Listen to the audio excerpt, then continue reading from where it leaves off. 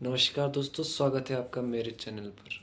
तो आज जिस टॉपिक के बारे में हम पढ़ने वाले हैं या जानने वाले हैं उसका नाम है रोम। रोम का साम्राज्य और उसका अंदरूनी ढांचा किस प्रकार था। रोम मुख्य रूप से सामाजिक विश्वासों पर तीन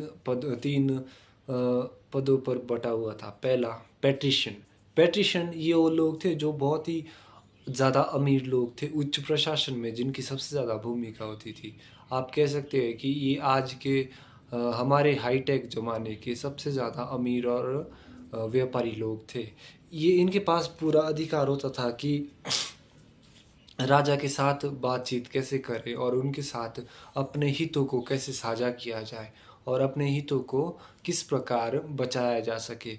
इसलिए जो रोमन किंग्स आए थे, जितने भी थे, उन पर इनका बहुत ज़्यादा प्रभाव देखने को मिलता था।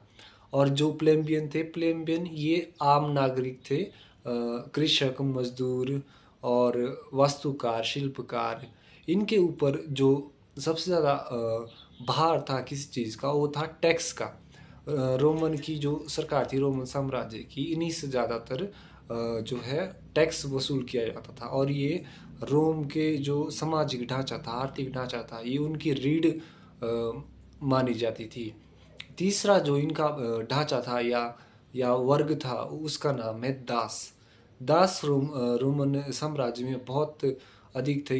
रोमन साम्राज्य की जो उस समय की कह सकते हैं जनसंख्या थी या जो आबादी थी, वो कम से कम 8 लाख की थी। तो 8 लाख में से आप सिर्फ 2 लाख लोगों को रोमन कह सकते थे, जो कि वहाँ के वास्तविक लोग थे।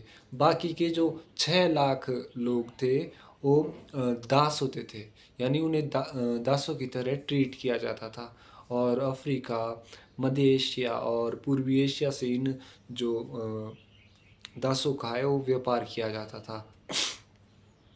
एक अन्य गुट ये था कि जो उनका जो समाज था रोमन साम्राज्य का, तो रोमन साम्राज्य में एक मुख्य गुट ऐसा था कि आप कह सकते हैं कि जिसको लड़ाकू लड़ाकू वर्ग कहा जाता है। इसमें मुख्य रूप से ग्लेडिएटर योद्धा होते थे, जो कि लड़ते थे रिंग में। और ये सिर्फ दूसरे योद्धा के साथ नहीं लड़ते थे, बल्कि इनका जो एक हिसाब से जो लड़ाई थी वो जानवरों को खिलाफ भी थी। बहुत ज़्यादा खूंखार जानवर रिंग में छोड़े जाते थे ताकि वो इनका मुकाबला कर सके और वो योद्धा जो लोग हैं वो उनका जो है डिफीट कर सके, उनको ख़त्म कर सके। तो ये जो आपको ये समझना होगा सबसे पहले कि जो रोमन समाज था वो सबसे ज़्यादा हिंसक प्रेमी था, यानी उनको हिंसा बहुत ज़्यादा दिल से अच्छी लगती थी। हम जैसे इंडिया में रहते तो हम शांति के साथ ज़्यादा रहते, और जो रोमन साम्राज्य था वो हिंसा के बल पर उनको मतलब देखने में हिंसा करने में बहुत मज़ा आता था। तो जब उनके जो राजा थे, तो जब राजा ही ऐसा हो कि वो बहुत ज़्यादा तानाशाही करेगा या बहुत सारा युद्ध करेगा दूसरे देशों के साथ, तो उसकी प्रजा भी वैसी हो जाती है, क्योंकि जो राजा के अंदर गुण है, तो समाज तो अपने राजा को देख कर जो है सीखता है। तो इसके कारण जो हिंसा की एक प्रवृत्ति थी उनके अंदर, वो बहुत ज़्यादा एक तरीके से मनोरंजन वाली थी, और वो मतलब उस चीज़ के ऊपर चलते थे। उनका विश्वास था कि हम रोमन से और हम दूसरों के ऊपर शासन करने के लिए पैदा हुए हैं। बाद के जो रोमन शासन आए थे वो काफ़ी ज़्यादा कमज़ोर थे, क्योंकि उन्होंने जो प्रशासनिक ढांचा था रोम का, उसको संभालने में बहुत ज़्यादा गंभीरता नहीं दिखाई। वो फ्रंट लाइन पर कभी कभी कभार ही जाते थे, क्योंकि जो उस टाइम का जो आर्थिक ढांचा था रोमन साम्राज्य का, वो बहुत हद तक कमज़ोर पड़ चुका था। संसाधन बहुत सीमित हो चुके थे। मंगोल सबसे बड़ा और कह सकते हैं कि सबसे ज़्यादा बड़ा खतरा था रोमन साम्राज्य के विघटन के कारण में। रोम की तरफ, यूरोप की तरफ जो मंगोल की एक शाखा गई थी, उन्होंने बहुत ज़्यादा इंटरनली रोमन साम्राज्य को बहुत कमज़ोर कर दिया था। इसके वजह से बहुत ज़्यादा उन्हें आर्थिक हानि उठानी पड़ती थी। जान माल की तो बहुत वैसे नुकसान होता था।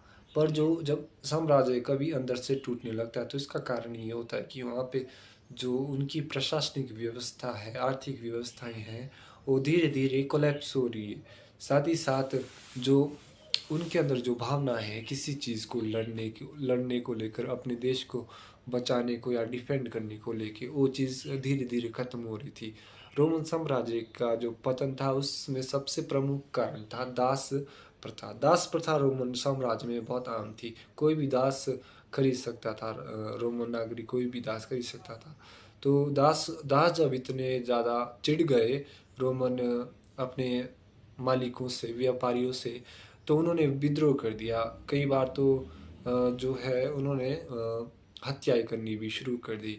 तो जो बाहर की सेना आती थी रोमन साम्राज्य के ऊपर हमला करने के लिए, तो दासों के लिए ये चीज़ बहुत ज़्यादा गोल्डन अपॉर्चुनिटी थी कि वो हमारी रोमन साम्राज्य में आए और हम उनके साथ, उनकी सेना के साथ मिल जाएंगे, ताकि हम रोमन साम्राज्य को है जो ख़त्म कर सके। ये उनके अंदर दास की जो दासत्व की भावना थी वो बहुत ज़्यादा प्रबल थी, क्योंकि आप ज़रूर चाहते हैं कि आप मरने से पहले एक बार स्वतंत्र या एक दिन स्वतंत्र रहकर जरूर जी सके।